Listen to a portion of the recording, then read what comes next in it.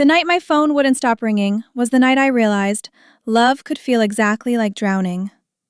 That's where this story begins. Not with a breakup, not with a fight, not even with loss, but with a daughter sitting alone in her quiet apartment, watching her mother's name flash again and again across the screen. Outside, the city kept moving, cars hissing past in the rain, windows glowing in other people's lives. But inside, everything felt small and tight and painfully familiar. I'd grown up believing that a good daughter always picked up, always reassured, always steadied the world for the person who raised her. And for years, that was enough. Until it wasn't. This story isn't about anger. It isn't about running away. It's about the moment you finally see the line between love and obligation, and the courage it takes to step back without stepping out. It's about a mother who loved fiercely but feared even more, and a daughter who had forgotten she was allowed to breathe on her own. It's about the night everything cracked open, not to fall apart, but to let something new grow. If you've ever felt responsible for someone else's storms, if you've ever answered a call you didn't want to, out of guilt instead of love, if you've ever tried to hold both your heart and someone else's in your hands until they shook, then you'll understand this story. Stay with me, because what happened next changed everything. And if you're new here, don't forget to subscribe so you never miss stories like this. Quiet, raw, and real enough to feel like your own. The diner was half full, the kind of place where the vinyl seats stuck lightly to your skin, and the overhead lights hummed like restless thoughts. Ryan slid into the booth across from me, brushing a strand of hair behind his ear, as if settling into the evening. I smiled back, an honest, simple smile, until my phone vibrated against the Formica table. Once, then twice, then a third time. The glow from the screen washed over my hand like a small lighthouse I didn't ask for. "Sorry," I murmured, lifting it just enough to glance. "Mom." Ryan didn't comment. He sipped his water, watching me with that patient expression people use when they're trying not to intrude. I turned the phone face down, but the pulse of the interruption already pressed into the space between us. I tried to breathe past it, to sink back into the date, but the aftertaste of guilt lingered like weak coffee. Ryan started talking about a client at work, a harmless story about someone insisting they needed a project finished yesterday, like time could be bullied into moving faster. I laughed at the right places, tracing a finger along the edge of my menu. But the moment the phone lit up again, my eyes betrayed me. Reflex. A tiny tilt of the head. Ryan paused mid-sentence, not offended, just observant. "You good?" he asked softly. Yeah, it's nothing." I flipped the phone over again, this time pressing it firmly to the table, as if I could pin the problem down by force. The diner's lights flickered against the chrome napkin holder, catching Ryan's reflection, steady, waiting. I wanted to match that steadiness, to stay present. But something in me braced, anticipating the next vibration, the way a tired shield anticipates the next blow. The message came exactly as expected. "Where are you?" Just 3 words, but they landed low in my stomach, the way cold air slips under a door you thought was sealed. My breath stalled for half a second. Old reflexes, old scripts. I set the phone down slowly, like it was something fragile or something that might explode, depending on how I handled it. The hum of the diner grew louder, the clatter of dishes, the murmur of conversations that belonged to people with lighter evenings. I tried to swallow, but the familiar heaviness tugged at me, pulling me somewhere I didn't want to revisit. Ryan watched me again. I could feel it without looking up, the gentle curiosity, the unspoken, "Should I be worried or should I give you space?" That question alone made my chest ache a little. I exhaled, letting the confession out in a thin stream. "My mom," I said, meeting his eyes briefly. "She checks in every night." Ryan leaned back, not judging, not pitying, just taking it in. And are you okay with that? His tone was simple, but the question wasn't. My fingers tightened around the edge of the menu. It's complicated. He nodded, the way someone nods when they can tell the truth is bigger than what you're willing to unpack in the middle of a diner with bad acoustics. I looked out at the table, watching a drop of condensation slide down my water glass. The light from the overhead lamp caught the rim, glinting like a tiny warning. She just worries, I said, half explanation, half habit. Before Ryan could respond, I raised the menu a little too quickly, using it like a curtain I could hide behind. "What are you getting?" I asked, pretending enthusiasm. He smiled. It wasn't unkind, but it was the kind of smile that let me know he noticed the pivot. I kept my eyes on the printed options, though nothing registered. My chest felt tight, a quiet squeeze from inside. I tried to force my voice lighter. "They say the fries here are good."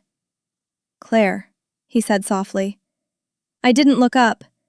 The menu trembled just enough for me to notice. I steadied it with both hands, hoping he couldn't see how unsettled I suddenly felt, how exposed.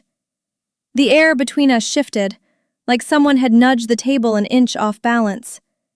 The phone vibrated again, but differently this time. 3 quick pulses, then absolute stillness.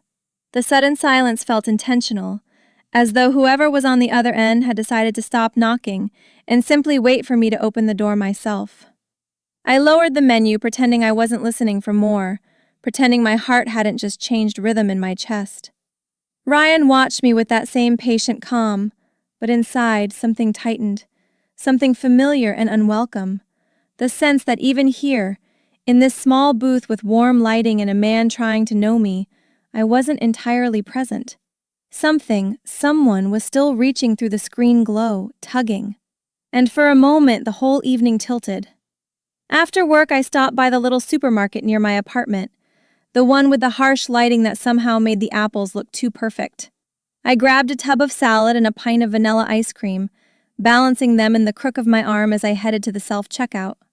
The machine beeped with the impatience of a tired cashier. Just as I lifted the scanner, my phone lit up with an incoming call. Then another. The third came with a vibration that rattled the plastic bag. I whispered an apology to no one in particular and pressed skip bagging. As the receipt printed, I caught my reflection in the metal casing, slightly tense, slightly distracted, like someone trying to be in 2 places at once. Out in the parking lot, evening light thinned across the rows of cars, a wash of blue stretching toward night. I unlocked my car and set the groceries on the passenger seat, inhaling slowly as though that alone could steady the noise inside me. The moment I sat down behind the wheel, a soft breeze drifted through the cracked window.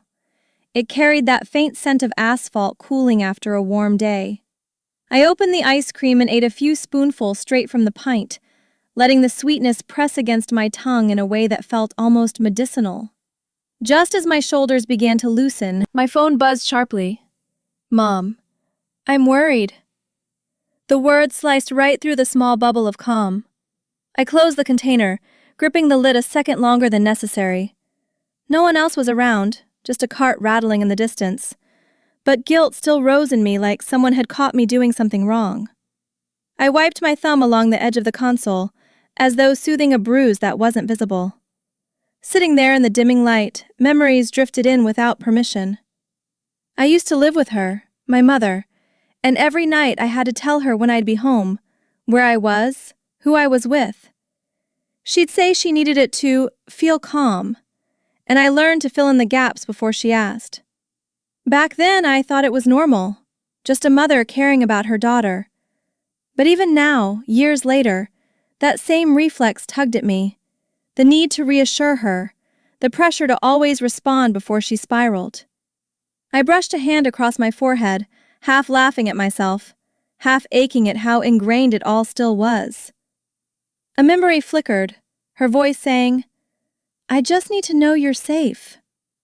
It had sounded harmless at the time. It didn't feel harmless now. My phone vibrated again. A message from an old coworker, Julia. "Coffee sometime this week? Miss your sarcasm." I smiled, small but genuine, imagining the easy banter we used to have at the office. For a moment, I pictured myself saying yes, showing up, catching up on everything we'd missed. Then another text arrived. Mom, are you home yet? The smile faded as quickly as it came. A familiar knot tightened at the base of my throat. I typed back to Julia. Another time, okay? It felt like choosing the safer option, though not the one I wanted. A new notification rolled across the screen. Ryan had sent a picture. He was holding up a trail map with a goofy grin, clearly somewhere near the mountains. Hiking this Friday? Say yes. I couldn't help it. I smiled, a warm little bloom under my ribs. But it was followed immediately by hesitation, a quiet tug backward. Would Mom call? Would she worry? Would she think I was avoiding her? I typed a reply, then deleted it. Typed again, deleted. Finally, I just locked the screen and rested my head back against the seat, letting the question linger without an answer. I turned on the radio, hoping music might fill the silence inside me. A soft acoustic song drifted through the speakers, the kind that sounds like a memory you almost forgot. I closed my eyes for a moment, letting the melody steady me. But underneath the notes was a weight I couldn't shake, a faint pressure in my chest that felt like being pulled in two directions. I rested both hands on the steering wheel, not driving yet, just grounding myself. The car was quiet, the lot nearly empty, the sky pressing darker. And still the heaviness stayed, as though being alone for 10 minutes was something I had to justify. The counseling office always smelled faintly of bergamot, like someone wanted calm to seep into the walls. Sunlight settled through the blinds in thin, gentle stripes, warming the corner of the small couch where I usually sat. I folded my hands in my lap as my therapist, Dr. Lane, glanced up from her notes. How many times does your mother call you each day? She asked. Her voice was even, the kind of tone that made you feel safe enough to be honest. I opened the calendar app on my phone, scrolling through the incoming call logs. The numbers stacked together like a quiet pattern I had never really examined. 31 calls, I said softly, in the last 3 days. The words felt heavier once spoken aloud. Dr. Lane nodded, not surprised but attentive. And how does that feel for you? I swallowed, my throat tight. Like I can't breathe without checking in. I turned the phone around so she could see the list of calls, then set it on the table between us. I don't want to upset her, I murmured. I never have. The admission slipped out quietly, almost apologetically. Dr. Lane leaned in slightly. You're not responsible for managing your mother's emotional state. That sentence sat between us like something sharp and necessary. I rubbed my thumb along my palm, a nervous habit from childhood. If I don't answer, she worries, and if she worries, I feel... guilty? I nodded.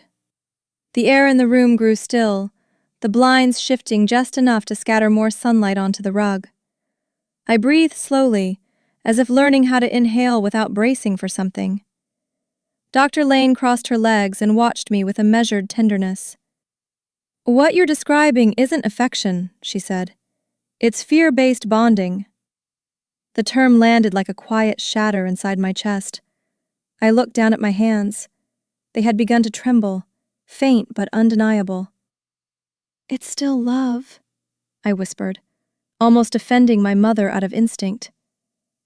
Yes, she replied gently. But love mixed with fear becomes something else, something heavy. A breath escaped me, shaky, uneven. I felt the familiar ache bloom at the center of my ribs, the same ache I felt each time I ignored a call or tried to carve out a single moment of peace. The ache of betraying someone who never asked whether her expectations were too much. I blinked back a tear before it could form fully. She waited until I looked at her again. I want to try something with you, Dr. Lane said. It's called a mirror boundary. I frowned lightly. What does that mean? It means you reflect the responsibility back to the pressure. You don't carry it alone. I sat with that. The idea felt foreign, almost unrealistic, like imagining gravity letting go. What if she gets hurt? I asked. Dr. Lane held my gaze. What if you stay hurt instead? The question struck deeper than I expected. I pressed my hands together, steadying myself, feeling both exposed and strangely seen. Somewhere inside, something shifted, small but undeniable. She softened her expression. Setting limits isn't rejection, she said. It's clarity. It helps both sides breathe. I exhaled, long and unsteady. The blinds rattled faintly as a breeze swept against the window. I stared at the dust motes floating in the thin beams of light, tiny specks suspended as if waiting for me to catch up. I don't want her to feel abandoned, I said. And you shouldn't abandon yourself, she answered. The words settled deep, almost frightening in their truth. I wiped the corner of my eye, forcing a quiet nod. Okay, I whispered. I'll try. Before leaving, I opened the call log again. The screen lit up with a dense list of missed calls, voicemails, and check-ins. Something inside me steeled, just a fraction, but enough to make me raise my phone and snap a photo of the log. Proof. Not for her, for me. As I slipped the phone into my bag, a strange steadiness followed. The afternoon light had dimmed, turning the office into a muted cocoon of soft gold. For the first time in a long time, I didn't rush to check whether Mom had called while I was in session. I simply walked out, the photo tucked away like a small promise to myself. By the time Tuesday evening rolled around, the diner felt strangely familiar, like a place Ryan and I had inherited by accident. We slid into the same booth as last time, the vinyl seats sighing beneath us. He was telling me a story about his brother messing up a family recipe, something about too much cayenne and a ruined holiday dinner, when my phone erupted with a sharp, insistent ring. I flinched. The sound cut through the warm chatter of the room, slicing the moment clean in half. I scrambled to mute it, whispering a small, sorry, though I wasn't sure who I was apologizing to. Ryan, the people around us, or myself. The phone screen still glowed with her name, bright and unyielding. Ryan stopped mid-laugh, eyebrows raised gently. It's okay, he said. But it wasn't. Not for me. I flipped the phone over, screen face down, but the pulsing light still leaked from the edges, flickering against the chrome napkin holder, like a small heartbeat, refusing to calm. She keeps calling? Ryan asked. Not accusing, just noticing. She worries, I replied. It felt like the 100th time I'd said that phrase in my life. The phone buzzed again, a second call, this time vibrating against the table with a pressure that made the salt shaker tremble. I inhaled sharply and pressed my hand on top of it, as if pinning down a restless animal. Ryan looked at me for a moment, then leaned back slightly, giving me space without stepping away. The warmth of his presence only made the moment feel more uneven, as though the date and the interruption were tugging me in opposite directions. The third call came before I even had time to exhale. This time I didn't reach for the phone. I just sat there, trying to stay still, trying not to let the rising panic spill onto the table between us. Ryan waited, not pushing, though I could sense the confusion hovering around him. I'm really sorry, I whispered. He shook his head. You don't need to apologize to me. That should have made me feel better, but instead it made my throat tighten. Because the truth was, I wasn't apologizing to him. I was apologizing for the way my life seemed to leak into every conversation, every dinner, every attempt at normalcy. The ringing finally stopped, leaving behind an echo that felt louder than the sound itself.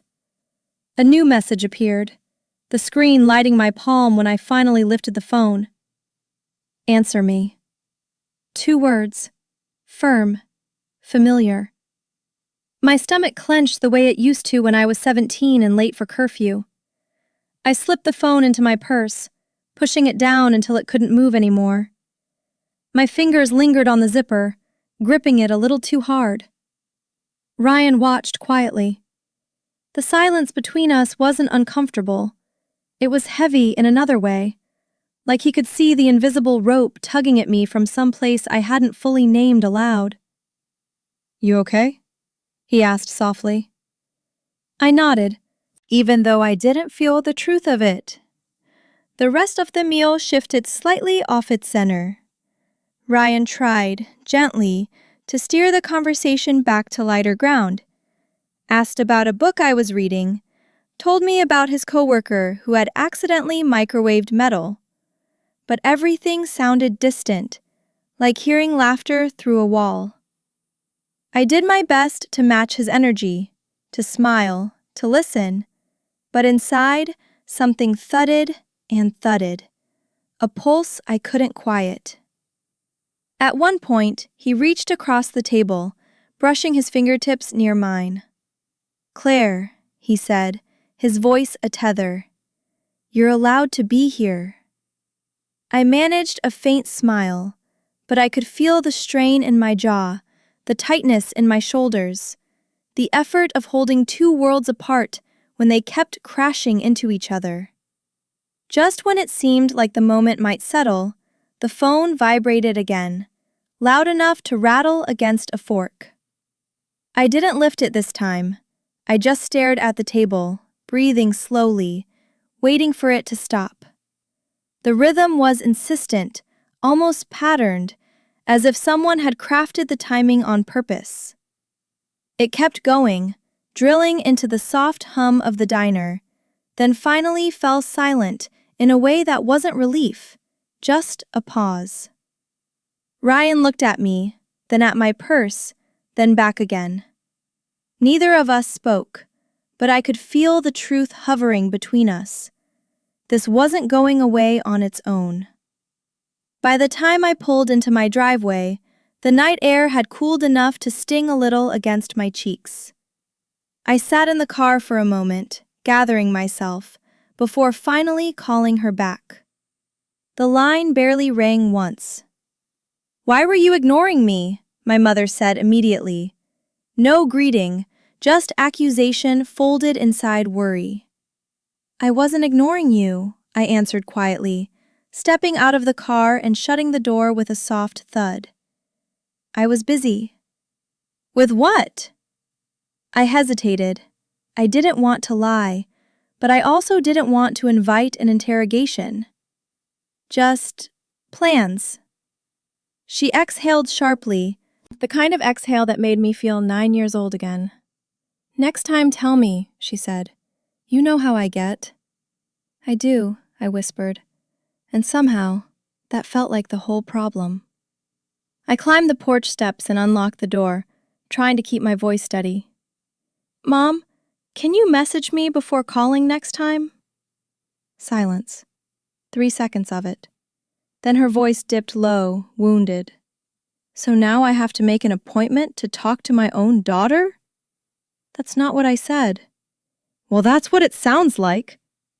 The living room lights glowed warm, but I felt cold standing there, my key still in hand. "I just mean, if it's not urgent, a text first would help." Another long pause, the kind that makes your heart beat louder in your own ears. "Maybe you don't need me anymore," she murmured. The guilt hit me in the chest, sharp and immediate. I sank onto the edge of the couch, pressing a hand to my forehead. "Mom, that's not true." "Then why are you pushing me away?"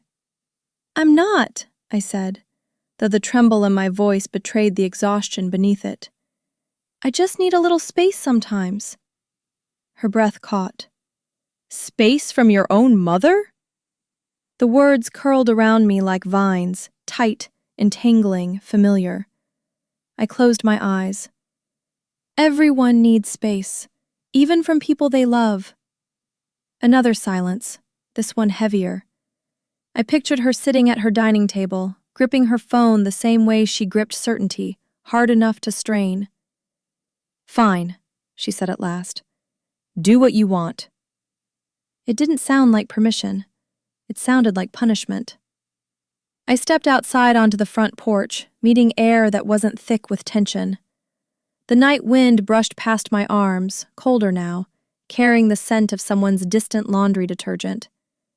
The quiet should have comforted me, but my stomach twisted instead. I stared at my dark phone screen, waiting for it to flare again.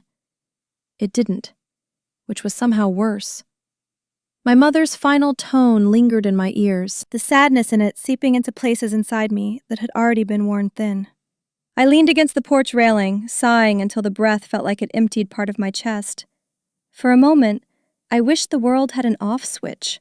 Just one evening of stillness with no one needing anything from me. As if summoned by the thought, my phone chimed. Not a call this time, but a message. Ryan. If you want to talk, I'm here. Just 7 words. Simple. Gentle. No pressure. My throat tightened unexpectedly. I typed a reply, then erased it. My emotions felt too tangled to unravel in a text, too raw to hand to someone else. Still, the warmth in his message soaked through me, loosening something that had been clenched for too long. I sat on the porch step, letting his words linger like a soft blanket draped over my shoulders. But I didn't answer. Not yet. I didn't trust my voice to be steady. Inside, I poured myself a glass of cold water. The condensation slid down my fingers, grounding me more than any breath exercise ever had. I took slow sips until the tension in my throat eased. The house was quiet.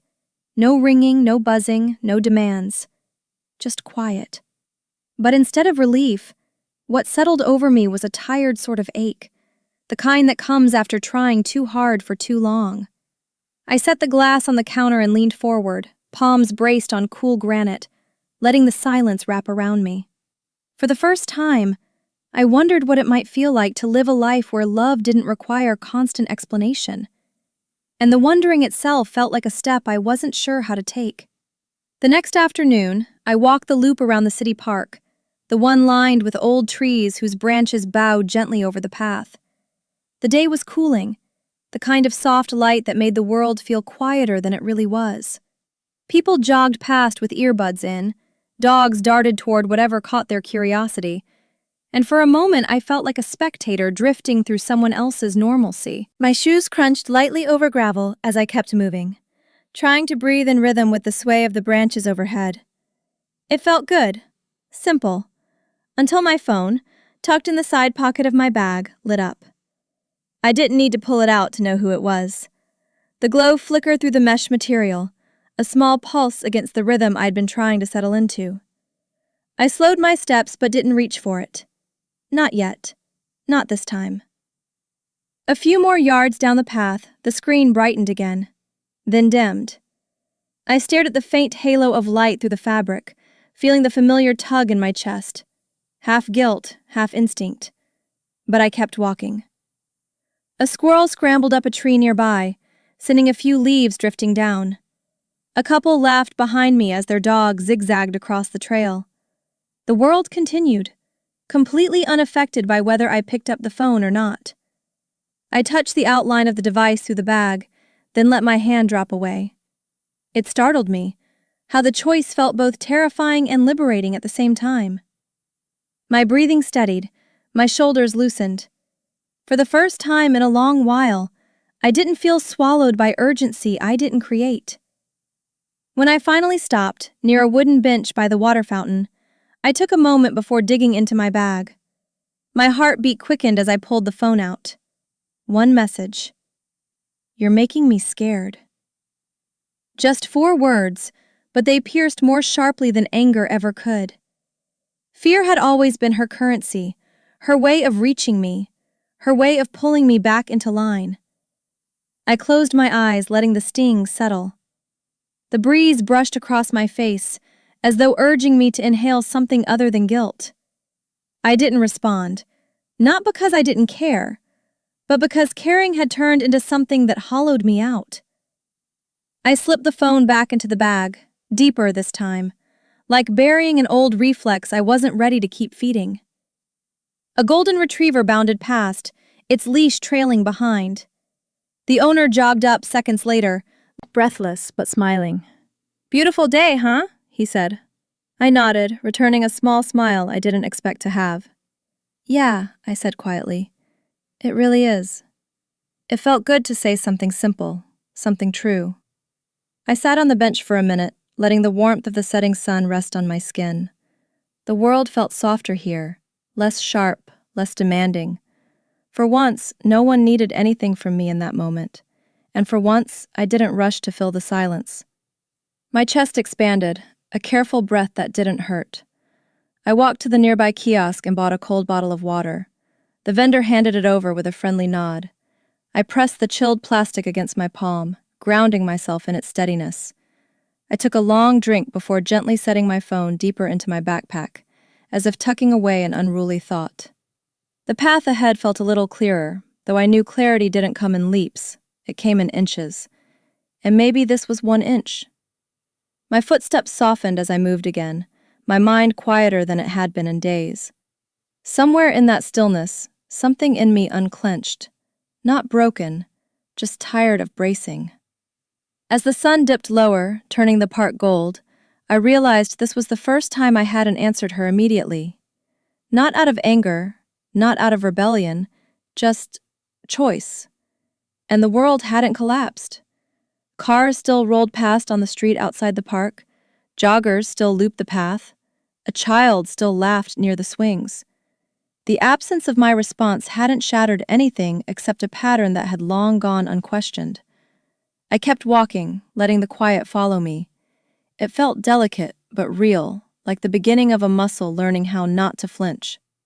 For a few precious minutes, I belonged to myself. The next morning at the public service office, fluorescent lights buzzed overhead with their usual flat insistence. I stood at the counter, sorting forms into neat stacks while a small line of people waited behind me. The computer froze twice. The printer jammed once, its standard morning tantrum. Amid the mechanical frustrations, my phone started vibrating in my pocket.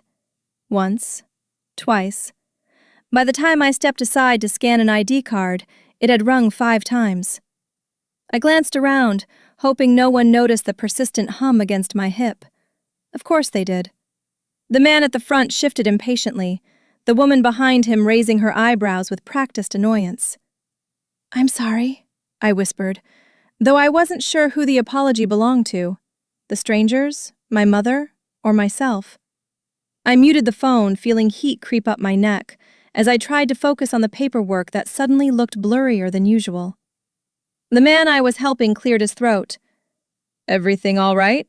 he asked, in the tone of someone who doesn't actually want the answer. "Just my mom," I said with a tight smile. "She worries."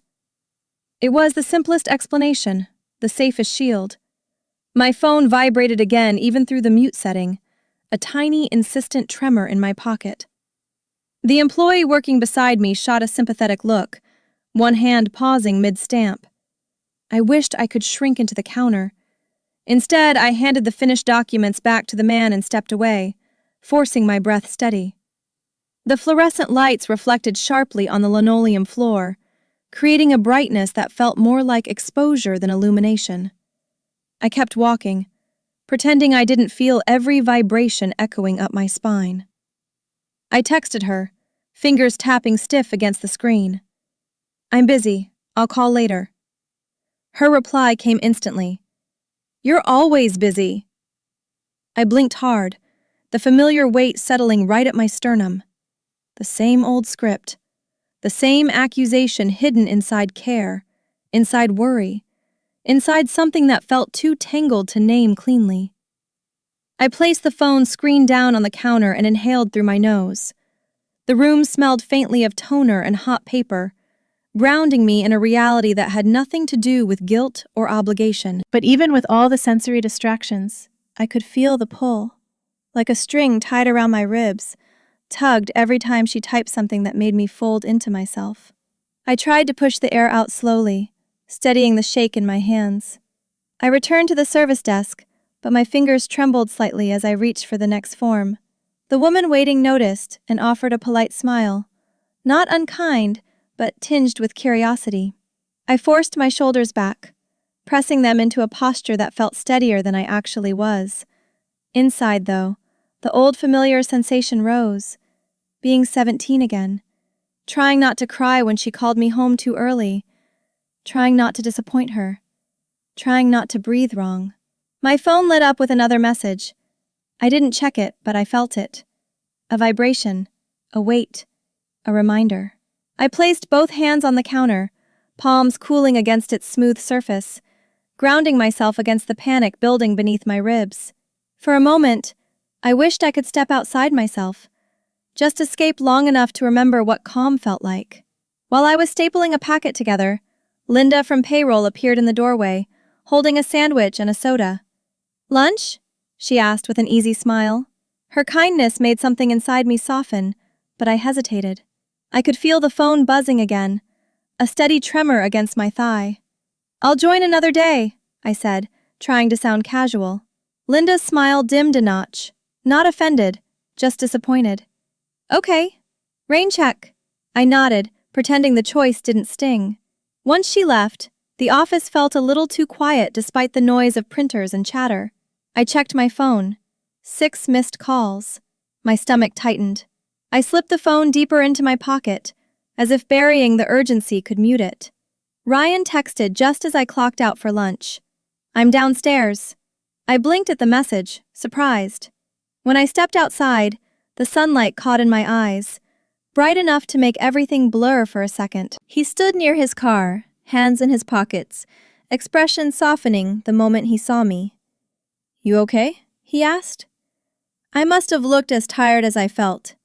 I nodded, but he didn't believe me. His gaze lowered to my eyes, red, strained. He didn't press, though. He just opened the passenger door with a small gesture. "Come on, let's get some air." And without thinking, without planning, I let myself walk toward him. Toward the version of myself that wasn't always answering, always bracing, always apologizing. That evening, Ryan and I cooked together in my small kitchen, the kind of space where two people inevitably bumped elbows but didn't mind. He diced onions with exaggerated theatrics, pretending they'd personally wronged him, while I tried not to laugh too loudly over the sound of sizzling oil. The warm aroma of garlic filled the room, settling into the air like an invitation to breathe a little easier. He nudged my shoulder playfully. "You're chopping like you're negotiating peace terms." I stuck my tongue out at him, letting the moment be light. For a while, it was. Then a sharp glow flashed across the stainless steel of the refrigerator behind him. FaceTime. The screen lit my kitchen in a cool, sudden blue. Ryan turned, then looked at me, gentler now. "You don't have to answer," he said quietly. But my breath had already hitched. The glow flickered again, brighter this time, painting the edges of the counter with cold light. I stared at the phone vibrating on the table, the caller's name unmistakable. My fingers tightened around the wooden spoon I was holding. "She'll keep calling," I murmured, half to myself. Ryan set down the knife and wiped his hands on a towel. "You're here with me," he said, soft but steady. "It's okay to let it ring." I wished I could believe that as easily as he said it. The call went unanswered. Then the screen lit again, immediate, insistent, as though she'd been waiting for the exact second my resolve thinned. My pulse thudded in my throat. There was something about that relentless blue light that made the kitchen suddenly feel smaller. The phone kept ringing, the sound cutting through the warmth of the room like a draft sneaking under a closed door. I stared at the device as if it might explode if left unattended for too long. Ryan moved closer, his presence grounding. "Claire," he whispered, "you don't owe her this moment." My jaw clenched. "It's not about owing, she worries."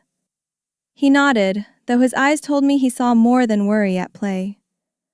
I swallowed hard, the spoon trembling slightly in my hand.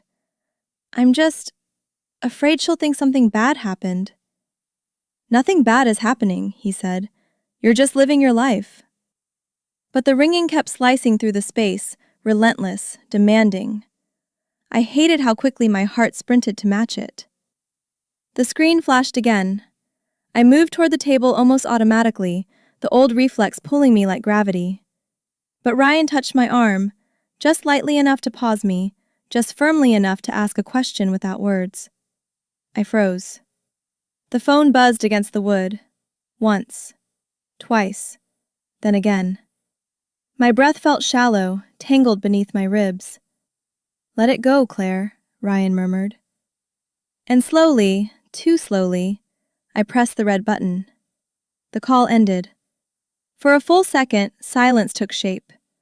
A silence that didn't feel peaceful, more like the moment after a door slams. I placed the phone at the far end of the counter as though it was something fragile or dangerous, maybe both.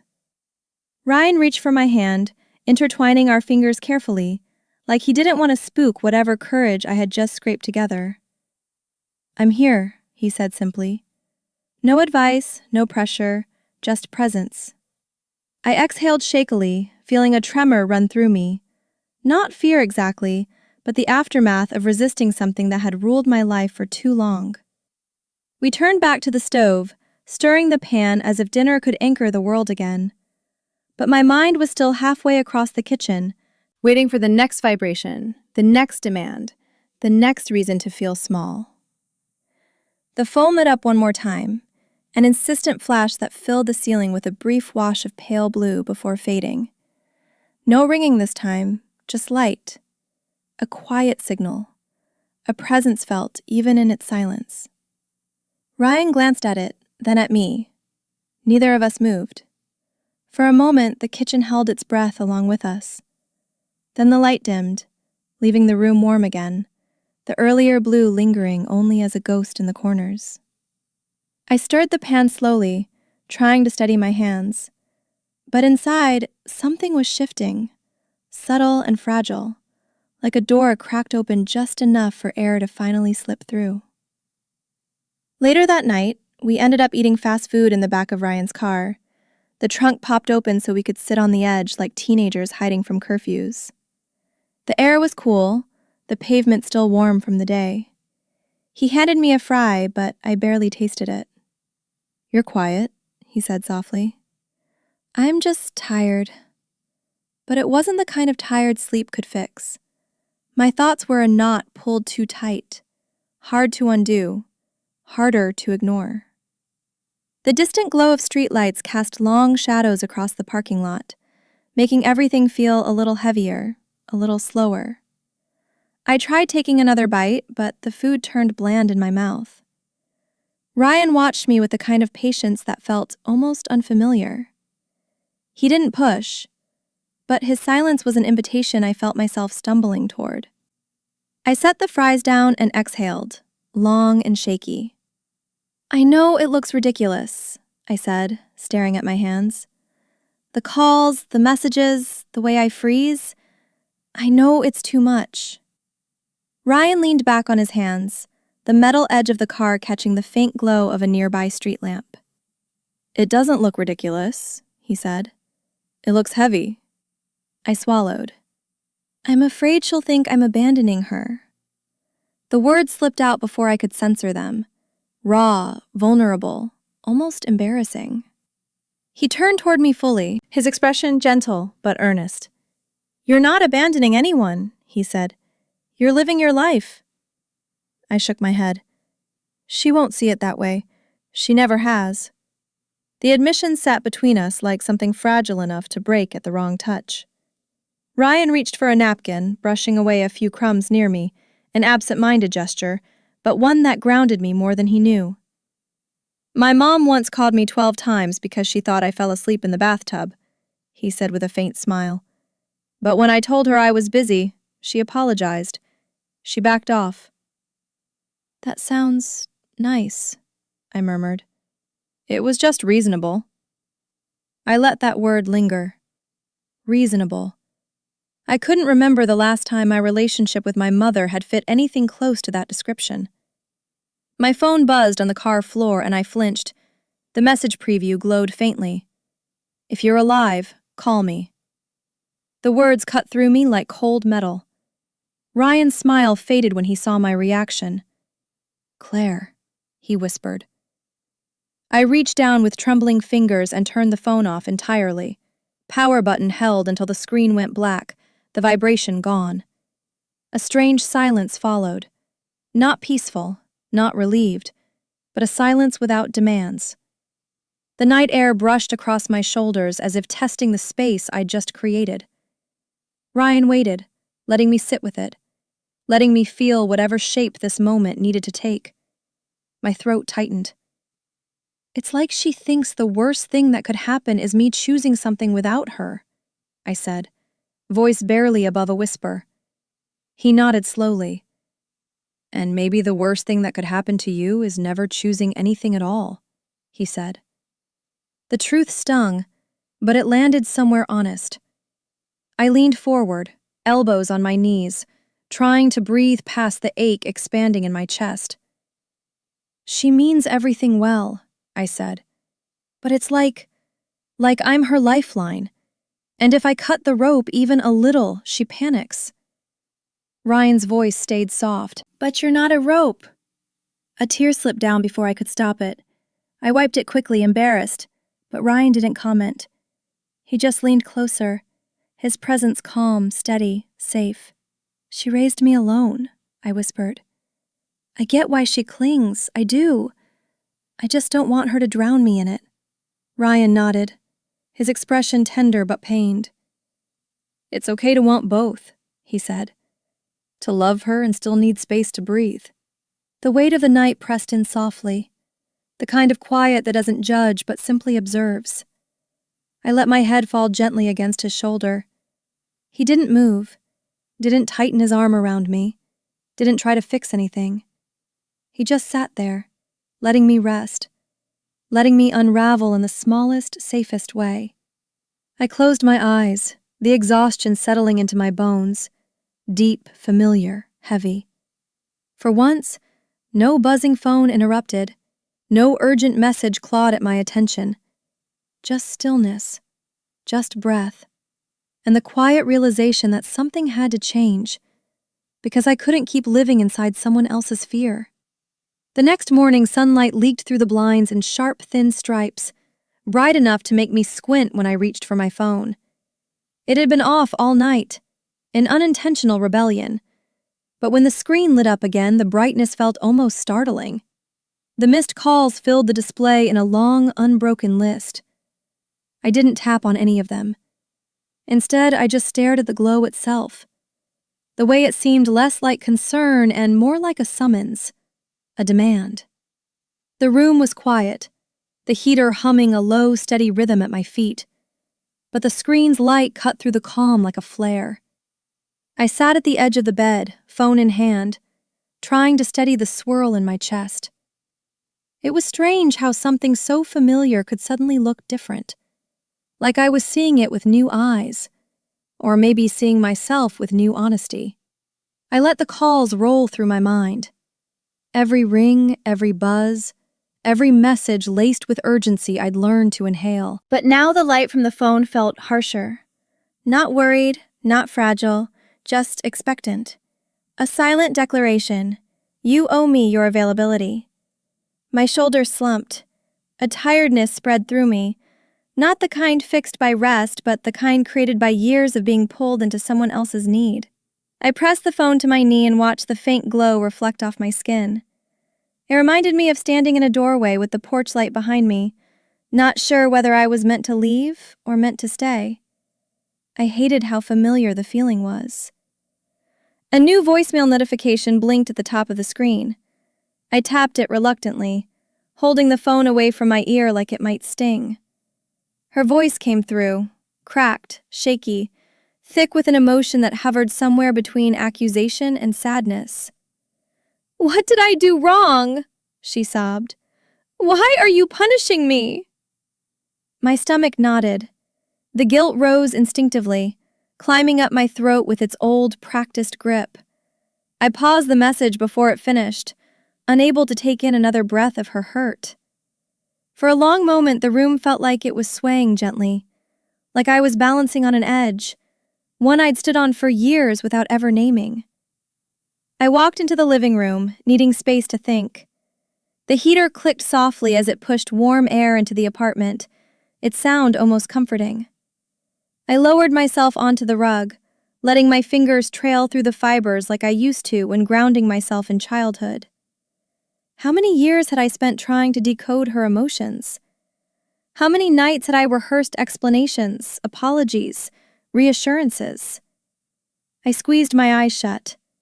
Everything in me felt suspended between anger and sorrow and a strange, wavering relief, like acknowledging the truth was both freeing and terrifying. I didn't know whether to cry or scream or simply sit very still and let the feelings pass through me like weather. I wiped my face with the sleeve of my sweater, pressing my palms to my eyes until the pressure settled something in me. When will I finally get to breathe? I whispered into the empty room. The question didn't echo. It just sat there. An honest question. One I'd never allowed myself to ask, without guilt swallowing it whole. For a moment, the heater clicked again, and I followed the sound, steady, predictable, not demanding anything from me. A breath left my body slowly, almost painfully. Maybe this was what waking up to a pattern felt like, seeing it clearly enough to finally recognize its shape. Not blame, not betrayal, just clarity. I pressed my fists lightly against my knees. I'm done feeling like oxygen, I whispered. The words felt foreign leaving my mouth, but right, true. A quiet decision slowly formed, like a small flame catching at the corner of something long overdue. I stood up, wiped my cheeks, and walked toward the kitchen, setting my phone on the counter with a finality I hadn't felt before. I didn't turn it off again. I didn't throw it away. I just let it sit there, unanswered, undemanded, unclaimed. A boundary wasn't something I declared out loud. It began here, in silence, in choosing myself for a single breath. By midweek, the numbers stared back at me in quiet accusation. 42 calls in 7 days. I sat at my dining table with the list open, the glow from the screen casting a pale rectangle of light across my notebook. Seeing the pattern laid out so plainly made something in my chest go still. I wrote the number down, circled it once, then twice. It wasn't anger that washed over me. It was a kind of cold clarity. I took a slow breath, the kind that seemed to scrape through my ribs as it moved. Outside, a delivery truck rumbled past, shaking the window slightly. I looked at the tally again. This was not normal. And saying that aloud, even in the privacy of my apartment, felt like stepping onto solid ground for the first time. My fingers trembled, but my resolve didn't. I brought the call log to my next appointment with Dr. Lane, sliding the phone toward her on the small coffee table. She glanced at the screen, then at me. "You're not ungrateful for wanting privacy," she said gently. "You're human." Her words settled into me like warm sand. "I feel guilty even thinking about setting boundaries," I admitted, twisting a tissue between my fingers. "Guilt isn't proof you're doing something wrong," she replied. "Sometimes it's proof you're finally doing something different." I didn't answer. The tissue tore slightly between my fingertips. I knew she was right, but knowing didn't stop the ache. I nodded slowly, the understanding landing somewhere deep, somewhere I wasn't used to acknowledging. After the session, Ryan called to ask if I wanted to take a walk. His voice carried a gentleness I was starting to recognize as care, not pity. "I think I need a quiet evening," I said, surprised by how honest the words felt coming out. "Okay," he replied without hesitation. "Just tell me if you need anything." The simplicity of that, no pressure, no urgency, felt like a breath I didn't know I'd been waiting for. I stayed home, making tea I barely drank, letting the evening stretch without filling it with obligations. The silence didn't frighten me this time. It felt like the first step of something I didn't yet have a name for. Something steady. Something mine. Later that night, I sat on the edge of my bed with a small stack of sticky notes and a pen. This wasn't a script. It was a promise to myself. I wrote down the things I needed, simple, direct statements I'd never dare to speak aloud. Please text before calling. I will respond when I can, not immediately. I need evenings free unless it's urgent. I read each line twice, letting the words settle into my bones. They didn't feel selfish. They felt like oxygen. I folded the notes carefully and slipped them into my wallet. Not as instructions for her, but as reminders for me. Reminders that I had permission. At dusk, I stepped onto the front porch, pulling my jacket tighter against the cool air. The neighborhood was quiet in that soft, transitional way between day and night. I held my phone, its weight suddenly heavier, not with dread, but with intention. I was going to tell her, not in anger, not in fear, but in honesty. I rehearsed the words under my breath, trying to will my voice into steadiness. The porch light hummed faintly above me, casting a gentle circle on the wooden boards. I exhaled. For the first time, the prospect of speaking my truth didn't make my chest cave in. It made it expand. Before going back inside, I sent her a message. Can we talk on Friday evening? I want to see you. The reply came quickly. Everything okay? Why Friday? Why not now? My instinct urged me to respond immediately, reassure, soothe, absorb her worry. But I didn't. I typed simply, Friday is best for me. Then I set the phone down and let the quiet settle. I didn't feel triumphant. I didn't feel rebellious. I just felt steady. A fragile steadiness, yes, but real. And it was enough to carry me back inside, into the next moment, into whatever came next. The restaurant was a small, cozy place tucked between a bakery and a bookstore, the kind of spot where the lights glowed amber and conversations simmered at a gentle murmur. Ryan and I sat by the window, watching the dusk gather outside like a slow tide. For once, the evening felt easy. Warm plates arrived, steam curling softly into the dim light. Ryan joked about how he always ordered the same thing everywhere. No sense of adventure, he admitted, and I laughed, nudging his foot under the table. Then my phone buzzed. Once. A vibration that cut straight through the softness of the moment. I froze, hand hovering above my fork. Ryan didn't say anything. He just looked at me with quiet understanding, the kind that didn't push or judge. But the tension had already tightened its grip on my shoulders. I placed my hand over the phone, feeling it tremble beneath my palm. The screen lit in a quick flare of brightness that reflected faintly in Ryan's glass. Take your time, he said gently. But I didn't want to take time, not for this.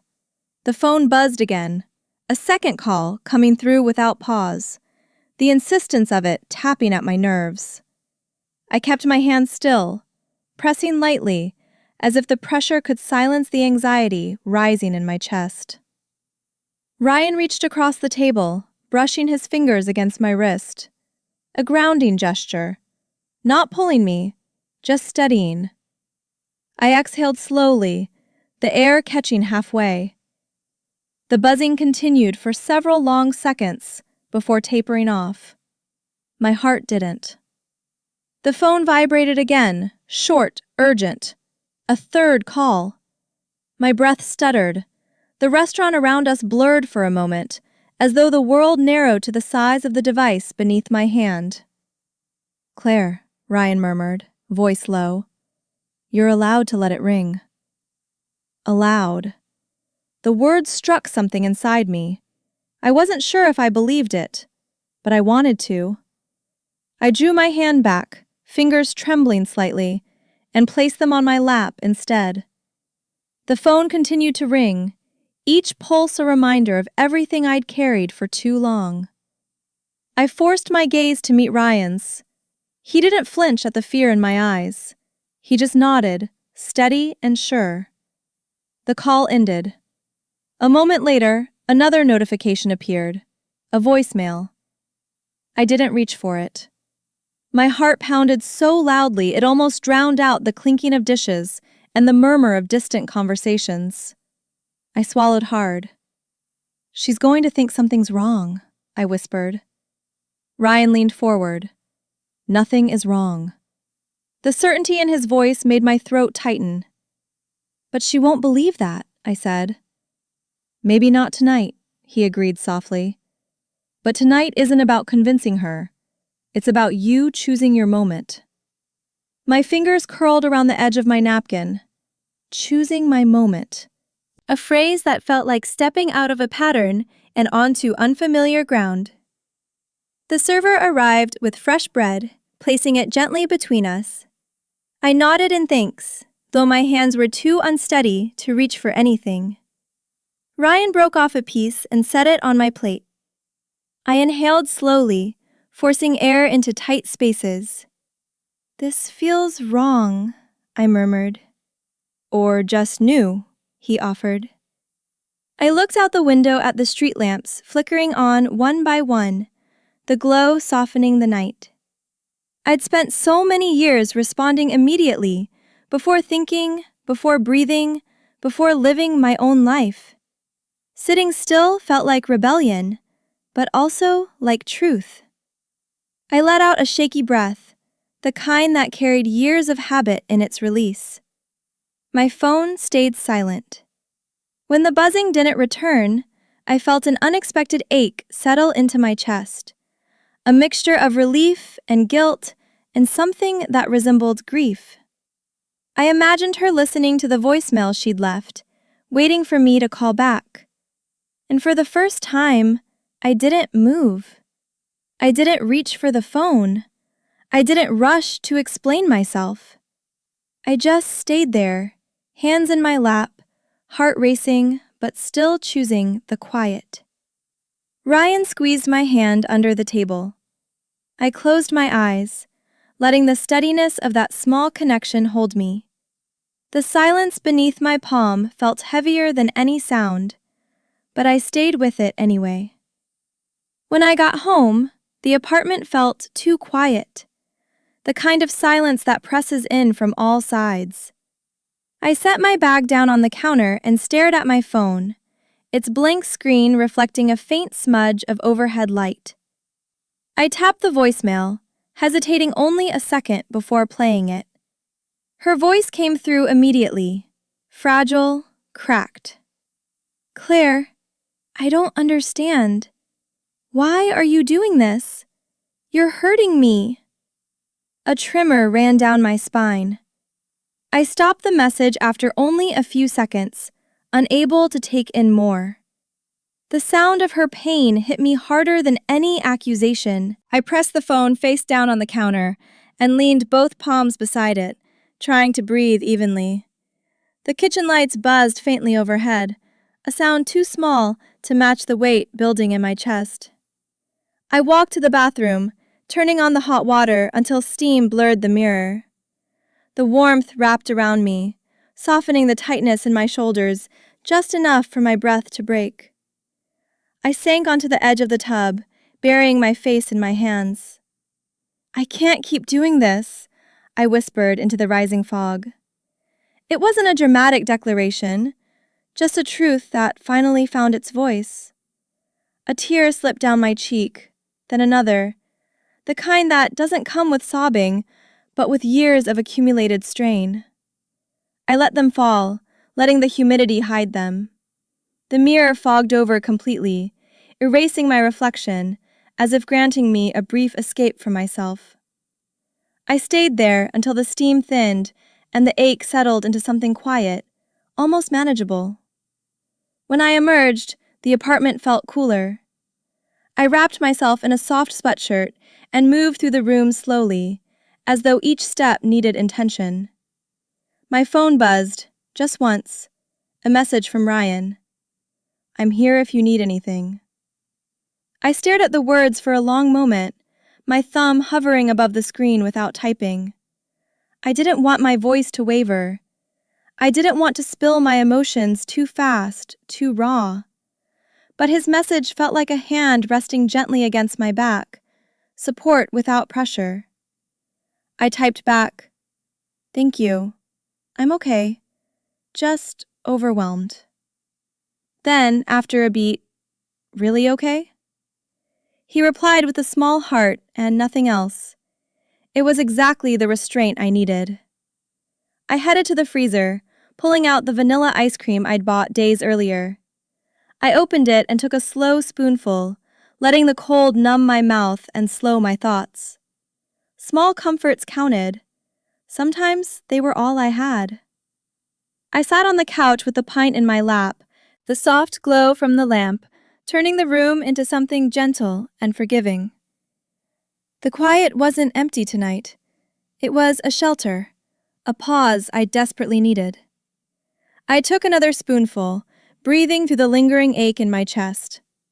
For the first time that day, the heaviness didn't feel like a collapse. It felt like a step forward, even if a painful one. A clearing. A recognition. I set the ice cream aside and pulled a blanket over my legs, feeling exhaustion settle into my bones. I didn't want to listen to the rest of the voicemail. Not tonight. Maybe not soon. But I also didn't want to disappear into avoidance. There was a difference between space and escape, and I was trying to learn it. I lay back against the cushions, staring at the ceiling, watching the faint dance of light reflected from a passing car outside. The room held its breath with me. I exhaled slowly. The air felt heavy, but honest. My voice was quiet when it finally rose into the room. I'm tired of breaking myself to keep someone else whole. Hearing it aloud made something inside me steady.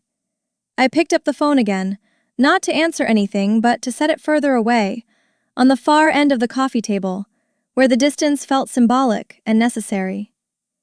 Then I pulled the blanket up to my shoulders and curled into the corner of the couch, letting the hum of the refrigerator in the next room become a kind of white noise. My body ached with a grief I couldn't quite name. Grief for the version of me that had always rushed to soothe, to fix, to carry. But beneath that grief was a flicker of something else, a tiny, fragile steadiness, a sense that I could hold my own pain without drowning in hers. I closed my eyes, grateful for the stillness. It wasn't peace yet, but it was the beginning of one. Friday evening arrived colder than expected, the air carrying that brittle edge that hinted winter was closer than the calendar admitted. I drove to my mother's house, with a stomach tight enough to feel like a fist. The living room lights glowed through the window as I approached, warm and familiar. Yet, I hesitated on the porch before knocking. When she opened the door, her expression was already strained. No hello, no hug. "Why did you make me wait days to talk to you?" she said, stepping aside.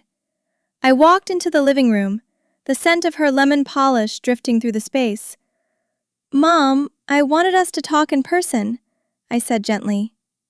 She crossed her arms, settling into the couch with a stiffness that pushed the room off-center.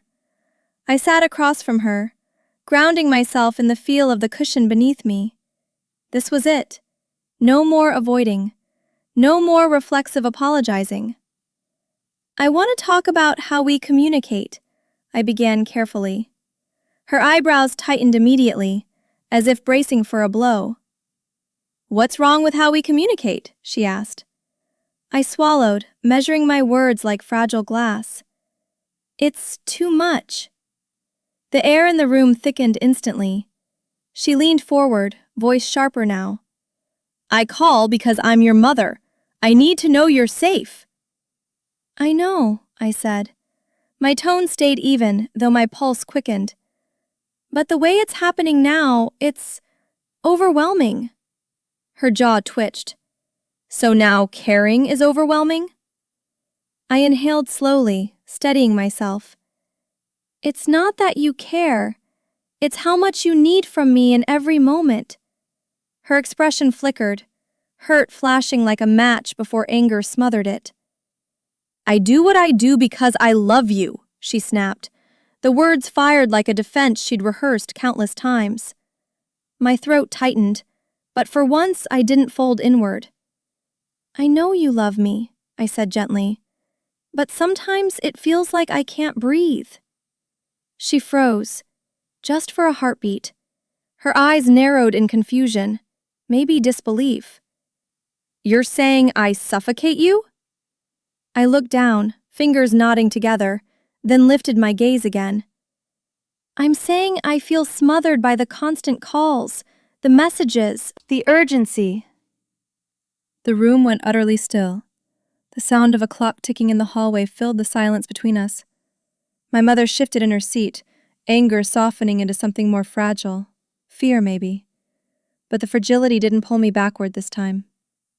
"Why didn't you tell me sooner?" she whispered. Her voice wasn't sharp now, it wavered. I felt a familiar guilt rise like a tide, but I didn't let it swallow my words. "I was afraid you'd take it as rejection." She blinked several times, her eyes glossing with a wet sheen. "I've always been alone, Claire. You know that." The admission hit me like a quiet blow, but I held my ground. "Being alone doesn't mean I have to carry everything," I said softly. "It doesn't mean I can never have space." She looked away, jaw tight. Silence stretched between us again, more fragile this time, like glass suspended in midair. I wiped my palms against my jeans, grounding myself against the urge to apologize. "I'm not trying to push you away," I continued. "I'm trying to make room for both of us to breathe." She let out a shaky breath, shoulders lowering a fraction. "I never meant to make you feel—" She paused, searching. "Trapped." Hearing her say it nearly broke something open inside me. But I couldn't rush in to soothe her, not this time. I simply nodded, waiting. She rubbed her hands together, staring at the floor like the words were written there. I get scared," she said. "I do too," I whispered back. The honesty hung between us, two matching weights finally named. Her eyes lifted, softer now, almost tentative. I reached for the small piece of paper in my pocket, the notes I'd written days before. "I'd like us to try something," I said. She looked uncertain, guarded, but didn't interrupt. I unfolded the paper slowly, hands steadier than I expected. "These are things I need so I can feel balanced," I said. "Not free, not distant, just balanced." She stared at the paper as though it were a foreign language. I didn't push it into her hands yet. I simply placed it between us on the table. Her inhale was sharp, but she didn't move away. I let out my own breath, quiet, steady, ready to take the next step, no matter how uncomfortable it would be. I placed my phone in the center of the coffee table, screen facing upward. The dim light from the lamp reflected faintly on its glass, a quiet reminder of everything we were trying to untangle. "Mom," I said softly, "this is how many times you've called me this week." The screen brightened just enough to show the tally. She leaned forward, squinting as if the numbers might change if she looked from a different angle. Her face didn't twist in anger this time. It stilled, surprise flickering first, then something like recognition. "That's a lot," she murmured, almost to herself. Her voice didn't carry accusation. It carried truth. For the first time in years, I saw the weight of her habit settle onto her shoulders instead of mine. It was a small moment, but it cracked something open gently between us. She pulled back, eyes shifting toward me. "I didn't realize it was that many," she said, her tone lower now. I nodded, keeping my voice steady. "It's been exhausting, Mom. I feel like I'm always on call." She inhaled sharply, her expression tightening. "I wasn't trying to overwhelm you."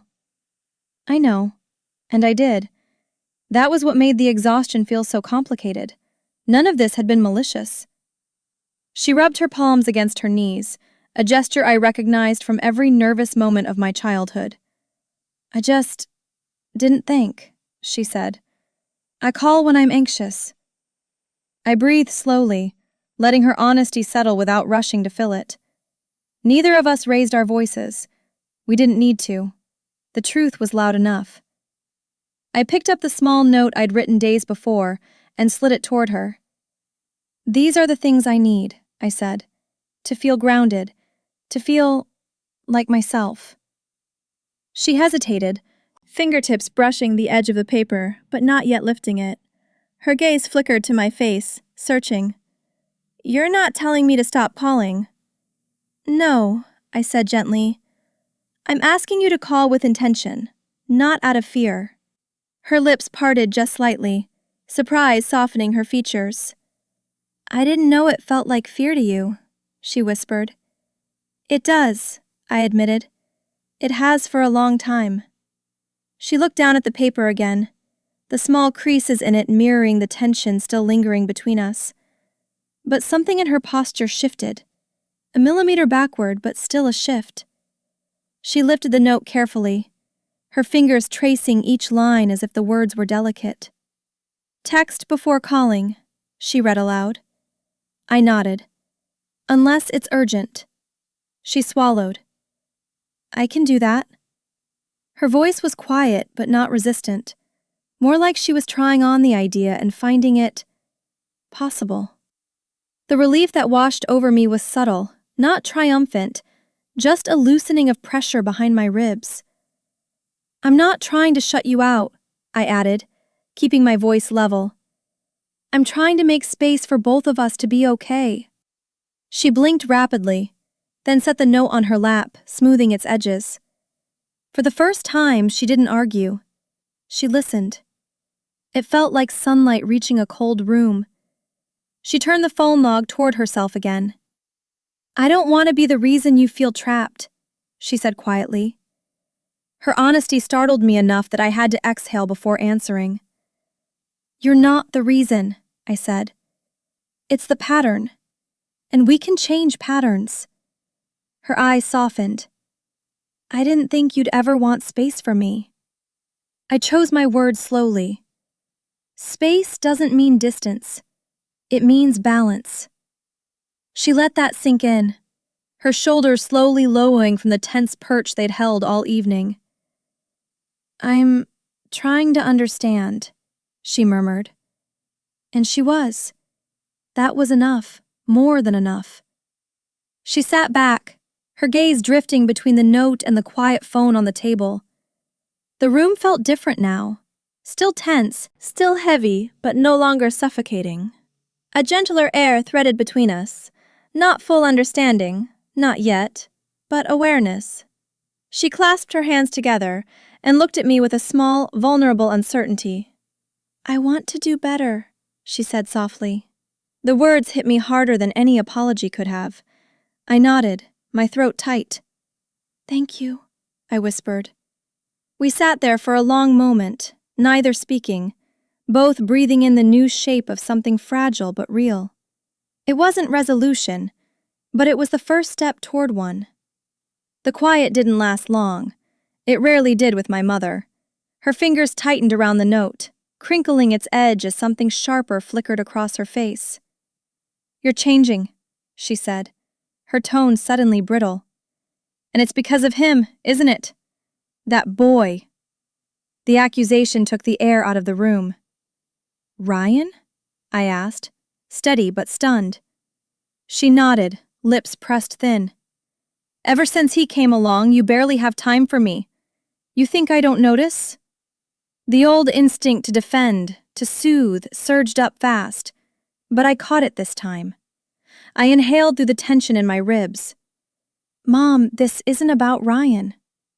She shook her head, cutting me off. "You're pulling away." I kept my voice soft. "I'm taking space. That's not the same thing." But she didn't hear the difference. Not yet. Her voice wavered, caught between anger and fear. "He doesn't understand what we've been through. Everything I sacrificed." "I know what you've done for me," I said, feeling my throat tighten. "None of this erases that." She wiped at her eyes quickly, almost irritated by the tears. "I just don't want to lose you," she whispered, barely audible. The confession struck me in a place I didn't know how to armor. "You're not losing me," I said. "I'm right here." "But you won't answer when I call." My chest clenched. "I will answer," I said gently. "But not every minute, not out of panic." Her lower lip trembled, and for a second she looked smaller, younger, like the fear had carved her down to something vulnerable and raw. The tears came then, and she didn't fight them. "You're all I have, Claire," she said, voice cracking. "I don't know what to do if you don't pick up." The words hit me with familiar force, the guilt rising like a storm surge. But beneath it was a quieter truth. I couldn't be her lifeline anymore. I scooted closer on the couch, resting a hand on her arm. It shook faintly beneath my palm. "I'm not disappearing," I said, "but I can't be your emergency line for every worry. It's too much for me." She pulled in a shaky breath, tears clinging to her lashes. "I didn't know it hurt you like that," she whispered. "It does," I said, steady. "And I'm telling you now because I want us to be better, not broken." I stood and walked to the kitchen, filling a glass with water. When I returned, my hand trembled as I gave it to her. Her fingers brushed mine, cold, fragile, searching. "You think I don't try?" she said softly. "I know you try," I answered. "I see it." She looked down at the glass, as if the reflection might give her an easier truth to swallow. "I just get scared," she murmured again, voice hoarse. "When you don't answer, I imagine the worst." "I understand," I whispered. And I did. But understanding didn't erase the cost. I pressed my hands flat against my knees, grounding myself. "Fear can't be the reason we talk," I said. "It can't control us anymore, either of us." She wiped her cheeks, breathing unevenly but calmer.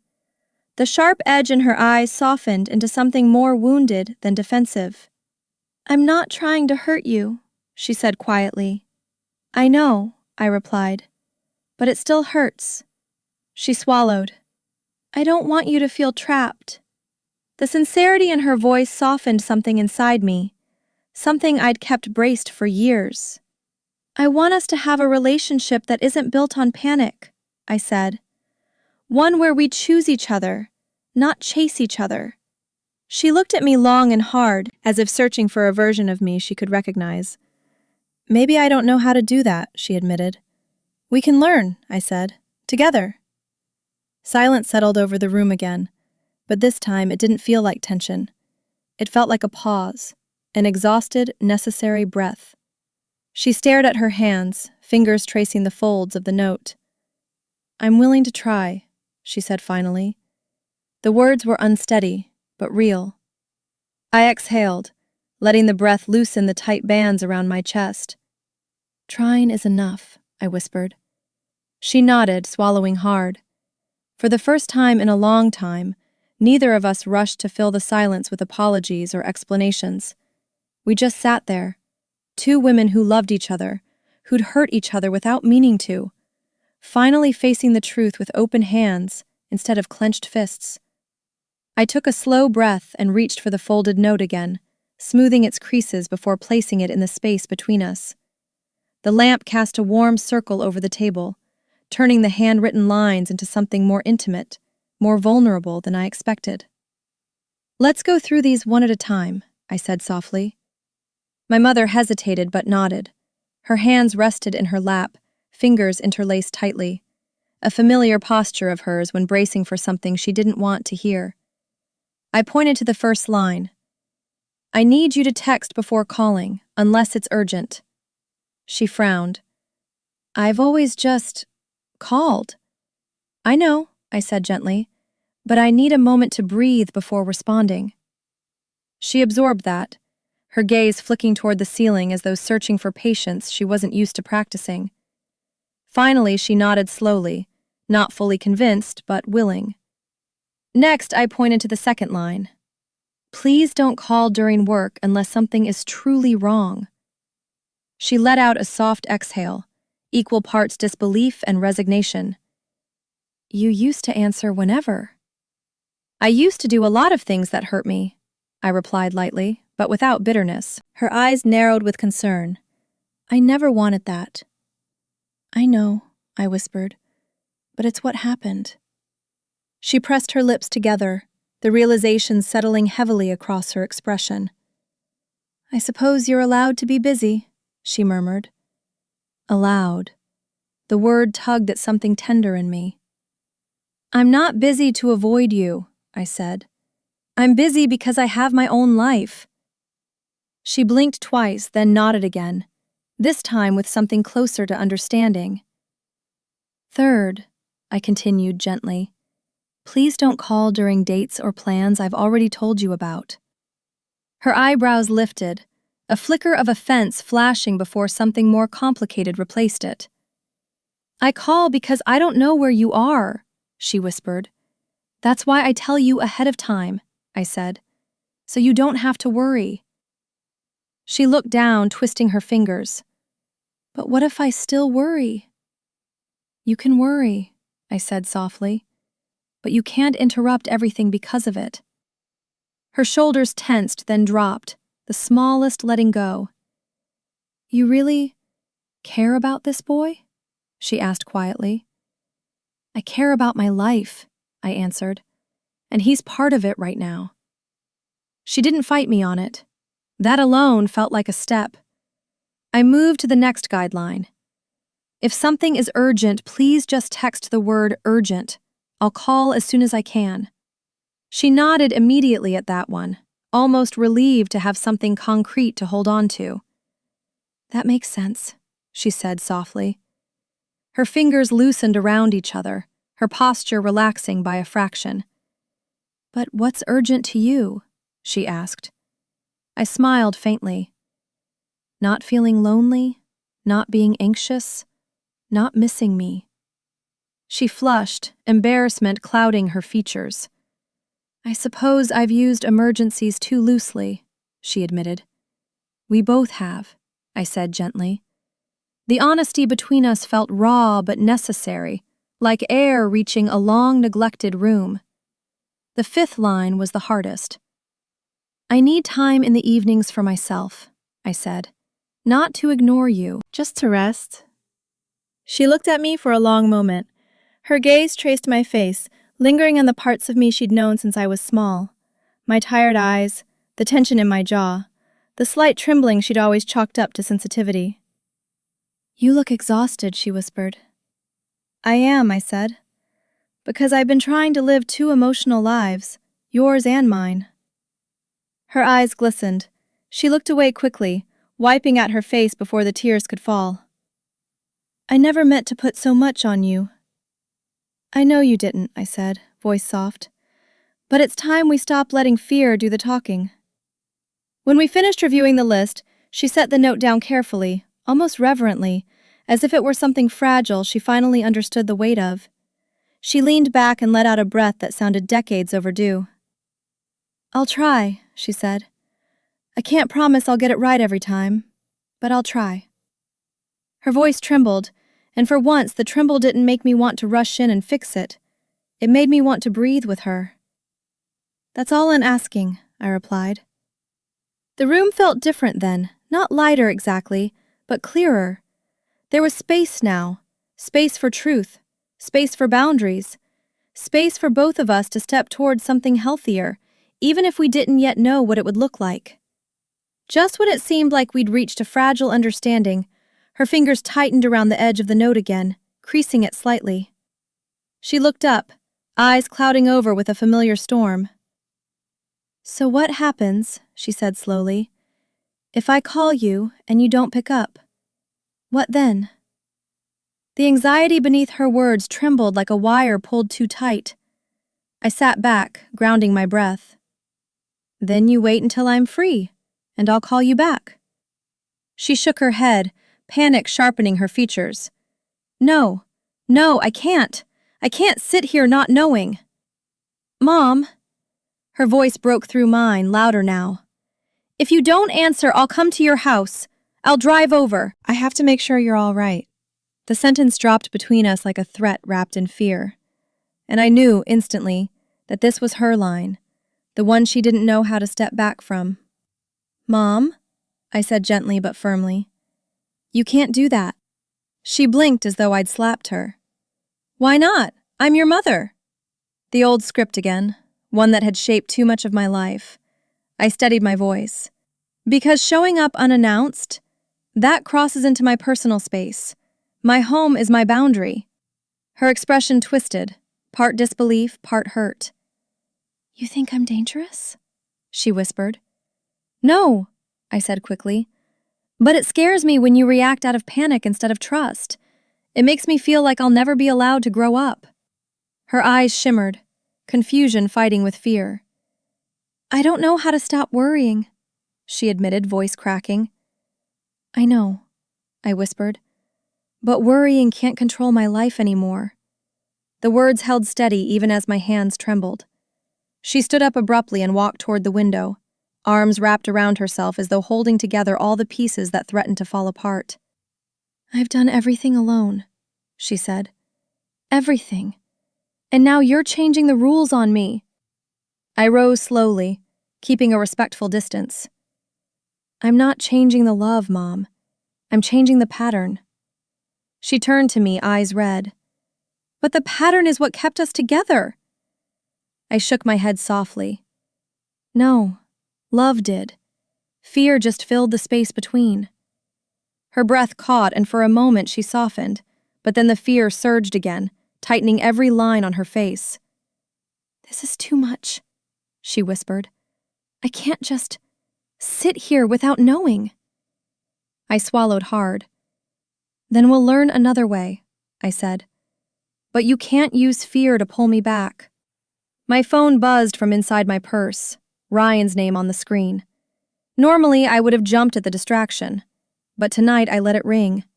Her eyes darted to the sound, alarms sparking. "Why aren't you answering?" "Because I'm here with you," I said. For a moment, she looked startled, almost jarred by the idea that my presence could be chosen, not obligated. The phone buzzed again, then stopped. She exhaled shakily. "You should call him back." "I will," I said, "later." Something flickered in her eyes, not anger, not fear, something softer, like understanding trying to find its footing. But it was fleeting. She wrapped her arms around herself again, voice small. "I don't know how to do this." "I don't either," I admitted. "But we're starting."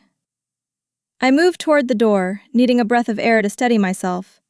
She followed a step behind, the movement automatic, like she couldn't quite let me drift too far away.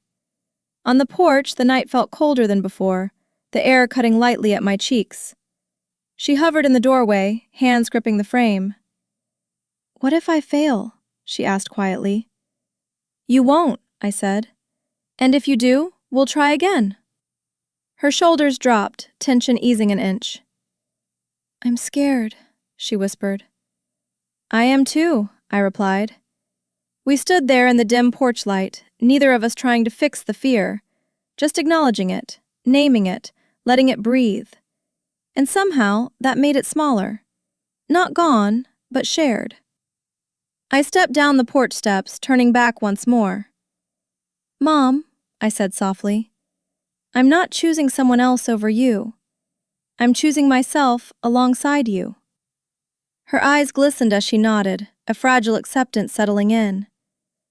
"I'll try," she said again, this time steadier. "That's all I need." She let out a breath, slow and shaky, as though releasing a tension she'd carried her whole life. I walked toward my car, the cool air filling my lungs. Behind me, she didn't call my name. She didn't run after me. She simply stood there, learning the shape of a new kind of love. And I breathed deeply, knowing this was the hardest part, the moment before change takes root. The next morning, sunlight crept into my apartment in thin, pale bands, the kind that made everything look a little softer than it felt. I sat at my kitchen table with a mug of warm tea, trying to steady the restless flutter in my chest. It had only been 12 hours since the conversation with my mother, and already the air around me felt different. Lighter in places, heavier in others. My phone lay on the table, screen dark, a small weight anchoring me to the moment. I kept glancing at it, half expecting it to erupt in the old familiar pattern of calls. But it didn't. For the first 20 minutes, it didn't move at all. The stillness was almost strange, like hearing silence after years of background noise you didn't know you'd grown used to. I wrapped my hands around the mug, letting the warmth seep into me, unsure if the quiet was a sign of progress or the calm before a storm. Eventually, the phone buzzed once, a text, not a call. I stared at the notification, my pulse hitching. "Good morning.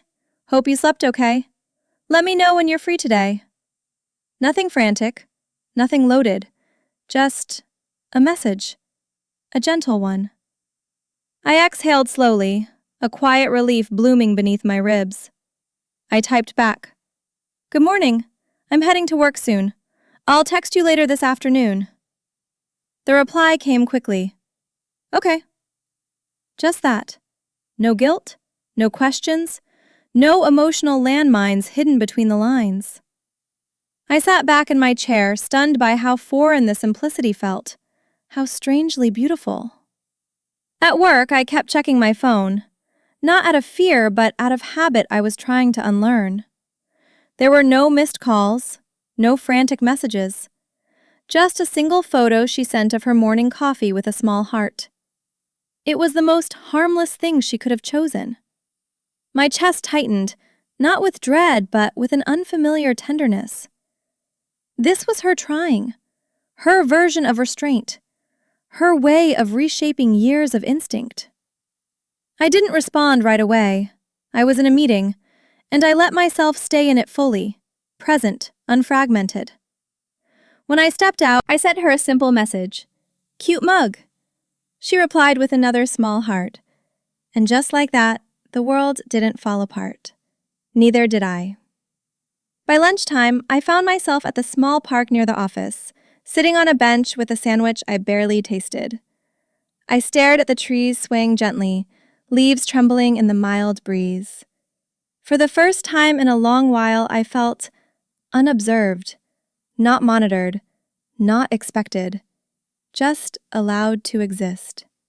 The realization brought a soft ache to my throat, a quiet mourning for all the years I hadn't felt this kind of freedom. My phone was still silent, still respecting the boundary. I closed my eyes briefly, letting the calm seep into the parts of me that had always waited for the next alarm bell of panic. Late afternoon, the phone buzzed again. Another text, not a call. "Do you want me to send you that recipe you asked for last week?" My chest softened. This was normal. This was healthy. This was what conversations were supposed to feel like. I typed back, "Yes, please." She responded with a photo of the handwritten card, her script looping and familiar, carrying years of comfort without the weight of expectation. For a moment, I felt gratitude swell so quickly it almost hurt. She was trying, with everything she had, even when everything she had was imperfect and trembling. As evening settled, I lit a small candle on my windowsill, watching the flame flicker in gentle rhythm. The phone vibrated once more, a final message for the day. "Have a good night, sweetheart." I hesitated, feeling a knot rise in my throat. Not guilt, not fear, just emotion. I typed back, "Good night, Mom." Then I set the phone aside, not as an act of avoidance, but as a choice rooted in peace rather than pressure. I leaned back on the couch, letting the quiet wrap around me. For the first time, the boundary didn't feel like a wall between us. It felt like a bridge, one we were both learning how to walk without losing our balance. The next night, I curled up on the couch with a blanket and a half-finished book, letting the soft glow of my lamp settle over the room. It was the kind of quiet I'd always craved, uncomplicated, undemanded, simply mine.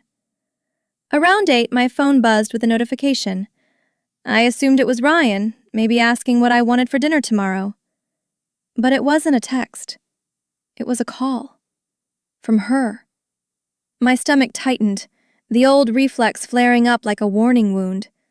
I stared at the screen as it rang, the sound slicing through the stillness of the apartment. I took a breath, then another. I didn't answer. I let it ring until it stopped, palms pressed flat against the blanket.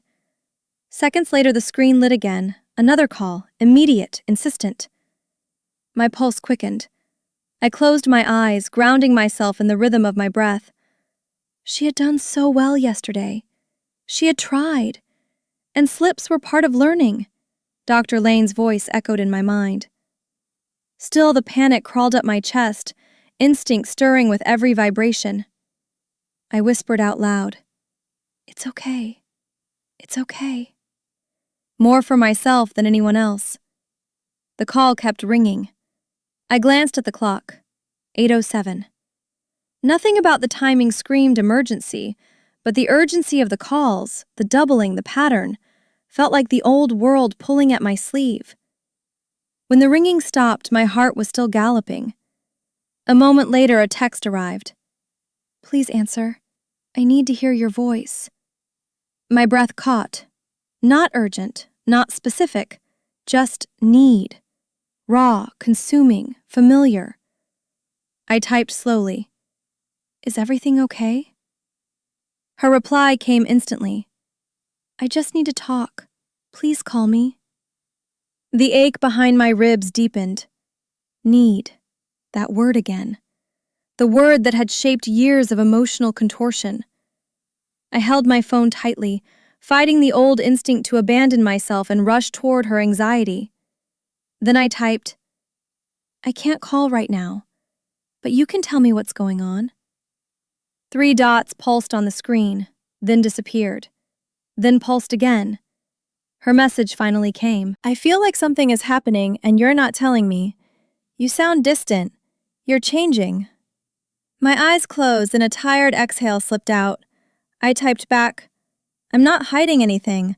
I'm just taking care of myself tonight." Another long pause, then, "Am I losing you?"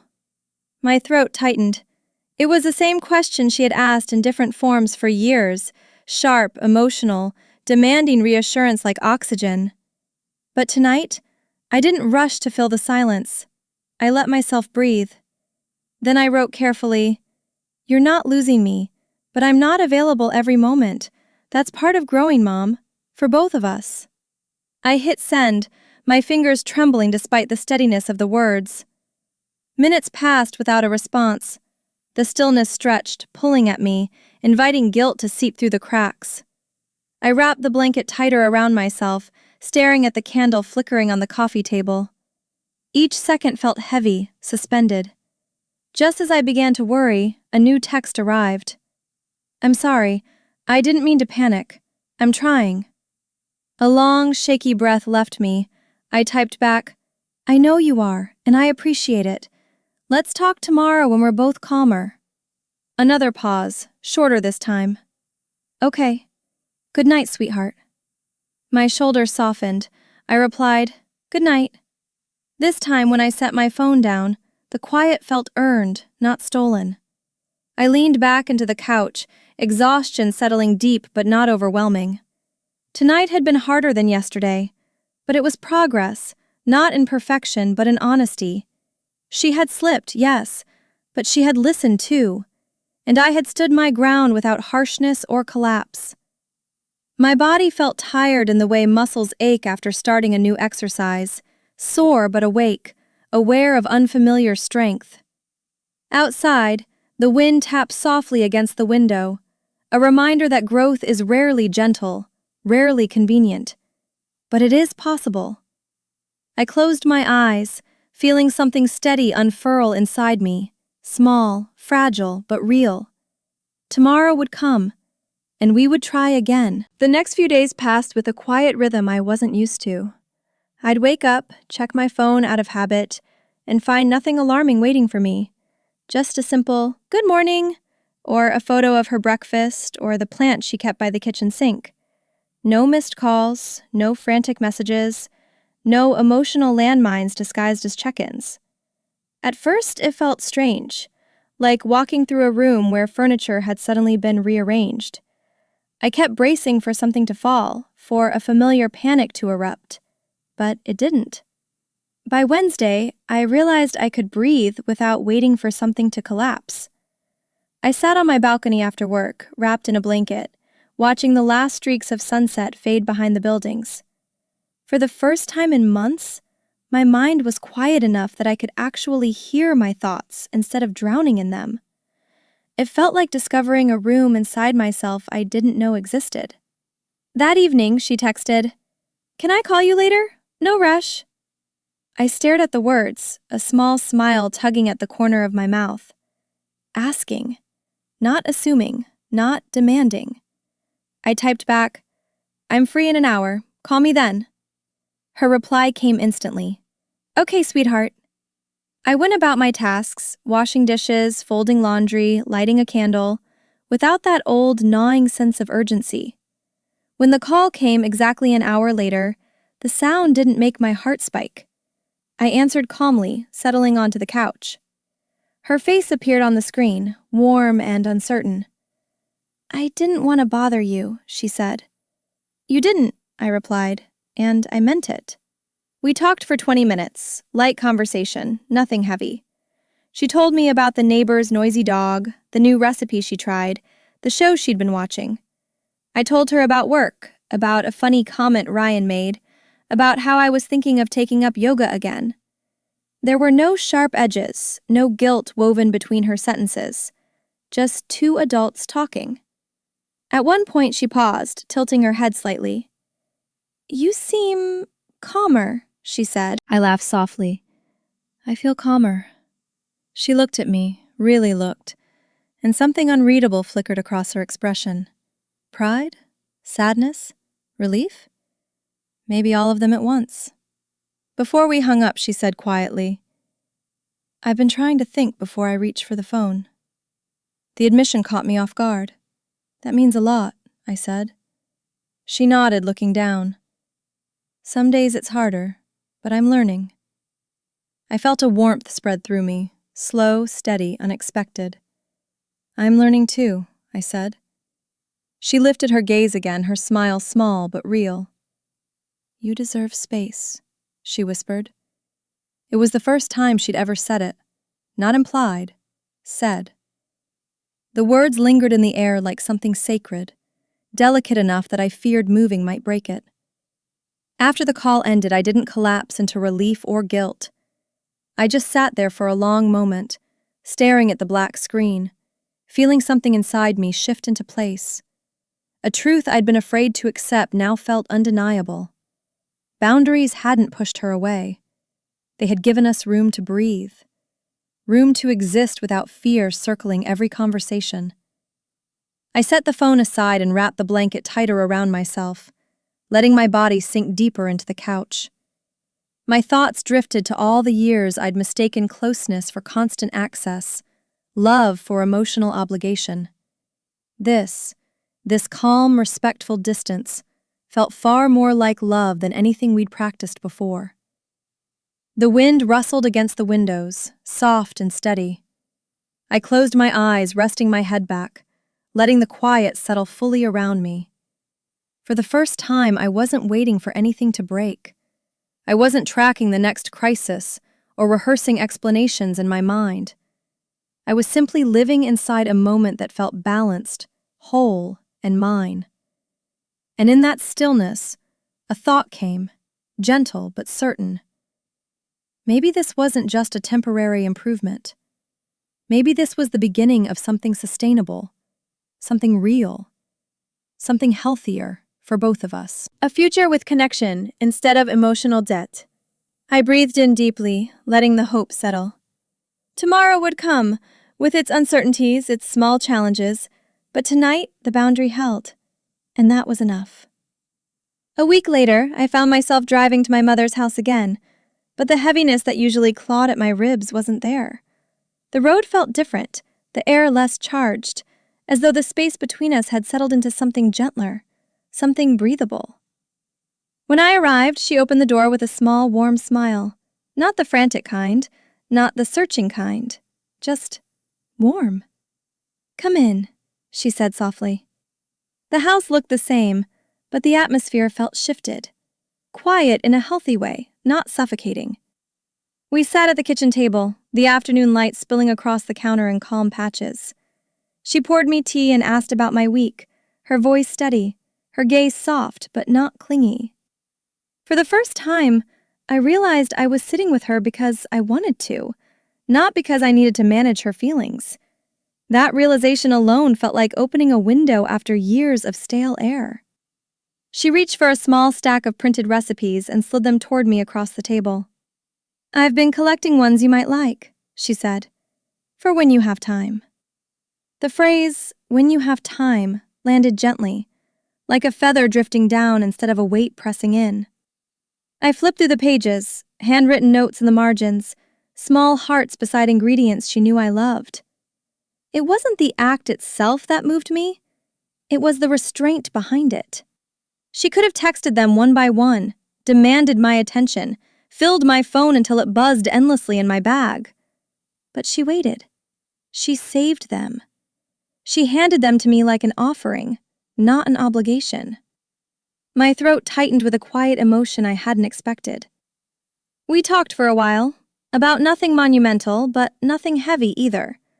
At one point she paused, fingers brushing the rim of her cup. "I've been trying the things you asked," she said, her voice barely above a whisper. "It's not easy." "I know," I replied gently. She looked at me then, really looked.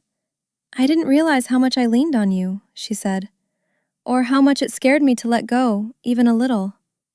I felt a slow ache soften inside me. "You're not letting go of me," I said. "You're letting go of the fear."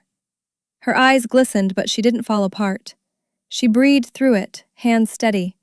And in that moment, I saw a woman learning herself at the same time I was learning myself. Two separate lives finally making space for each other without collapsing. Before I left, she walked me to the porch, slipping on a light cardigan against the late afternoon chill. The sun was low, casting long shadows across the front steps, a soft, golden quiet stretching between us. She reached out, hesitating for a heartbeat, then rested her hand lightly on my arm. "Thank you," she said. "For what?" I asked. "For not giving up on me when you needed space from me." A warm, fragile feeling spread through my chest.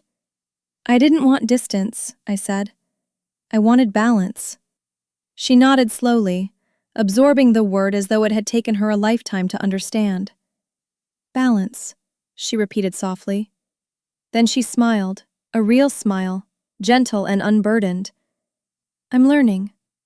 I hugged her, not out of guilt, not out of habit, but out of genuine affection. She hugged me back with the same softness, no gripping, no clinging, no unspoken plea for reassurance. Just warmth, just love. When I pulled away, I felt lighter than I had in years, as if the air between us had finally cleared enough for us to see each other without the shadow of fear. I stepped off the porch, turning when she called out gently, "Drive safe." A simple phrase, not a command, not a panic, just care, offered without strings. I smiled back, letting the quiet moment settle into something I knew I'd carry with me. Driving home, the evening sky stretched out in soft shades of lavender and fading gold. I rolled down the window just a little, letting the breeze fill the car. Cool, refreshing, free. My phone sat untouched in the passenger seat, silent but not ominous. It didn't feel like a leash anymore. It felt like a tool, an option. My life no longer revolved around the next vibration, the next wave of someone else's worry. I felt grounded, in a way I hadn't known I was missing. When I reached my street, I slowed the car and let out a long breath, one that felt like exhaling an entire old life. This wasn't a perfect ending. It was a beginning. The start of a relationship built on choice instead of fear, presence instead of pressure, love instead of dependence. For the first time, I was not just her daughter. I was myself. In the end, nothing dramatic happened. No slammed doors, no final showdown, no miracle transformation. Just two people learning to love each other without fear. My mother didn't suddenly become someone new. and I didn't magically stop feeling the old pull of guilt. But we found something better than perfection: balance, space to breathe, space to grow, space to choose each other without losing ourselves. Now, when my phone lights up, it doesn't send a jolt through my chest. Sometimes it's her, sometimes it's someone else, sometimes it's no one at all. And that silence feels peaceful, not dangerous. We're still learning, both of us, but the difference now is simple and profound. Love isn't a weight anymore. It's a bridge. And if you've been carrying someone else's heart so tightly that you forgot your own, I hope this story gave you a little courage to loosen your grip, just enough to breathe again. Before you go, tell me in the comments, have you ever had to set a boundary with someone you loved? And if this story meant something to you, make sure you subscribe so you don't miss the next one. Quiet, honest stories can change us, one breath at a time.